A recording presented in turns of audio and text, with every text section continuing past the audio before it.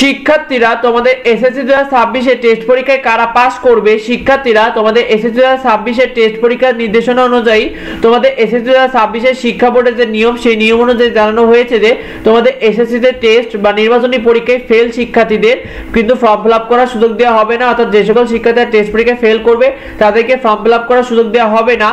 গত বছরও কিন্তু টেস্ট পরীক্ষায় ফেল করলে শিক্ষার্থীদের কিন্তু স্কুলে জরিমানা নিয়ে ফর্ম ফিল আপ করার সুযোগ দিয়েছিল। শিক্ষার্থীরা তোমাদের এসএসসি 2026 এর টেস্টে যারা ফেল করবে, যে সাবজেক্টে ফেল করবে তাদের সেই সাবজেক্টগুলোতে আবার স্কুলে পরীক্ষা দিতে হতে পারে শিক্ষার্থীরা।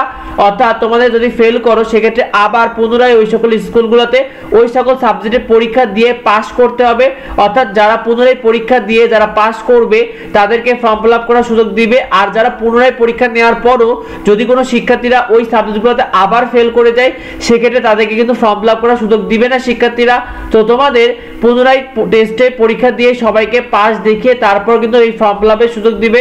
তো শিক্ষার্থীরা আমাদের চ্যানেলে কিন্তু নিয়মিত তোমাদের সাজেশনগুলো দেওয়া হয় টেস্ট পরীক্ষার এবং ফ্রি শিটগুলো দেওয়া হয়, যেগুলো পড়লে তোমরা 80 থেকে 90% নাম্বার ইজিলি কমন পেয়ে যাবে। সেগুলো পেতে সাবস্ক্রাইব করে রেখো এবং ভিডিও দেওয়া আছে সেগুলো থেকে তোমরা শিটগুলো ডাউনলোড করে নিও। তবে তোমাদের পুনরায় যে টেস্ট পরীক্ষার পর আবার যে পরীক্ষা নেওয়ার ব্যাপারটা, এটা শুধুমাত্র স্কুলের সিদ্ধান্ত। অর্থাৎ স্কুল নির্ধারণ করবে যে তোমাদের পুনরায় পরীক্ষা নেবে কিনা তোমরা যে স্কুলে পড়ো সেক্ষেত্রে। তবে কিছু কিছু স্কুল এক্ষেত্রে টেস্ট পরীক্ষা বা নির্বাচনী পরীক্ষার পরে ফেল করা শিক্ষার্থীদের থেকে কিন্তু জরিমানাও নিতে পারে শিক্ষার্থীরা। তো শিক্ষার্থীরা আমাদের চ্যানেলে তোমরা নিয়মিত আপডেটগুলো, সেই সাথে বিভিন্ন রকম নিউজগুলো দ্রুত পেয়ে যাবে, সেগুলো পেতে সাবস্ক্রাইব করে রাখো। এই বিষয়টি এখন অবধি অনেকে জানে না, তাই বেশি বেশি করে ভিডিওটি বন্ধুদেরকে শেয়ার করে দাও যাতে অন্যরা জানতে পারে। দেখা হয় পরবর্তী ভিডিওতে। ধন্যবাদ সবাইকে।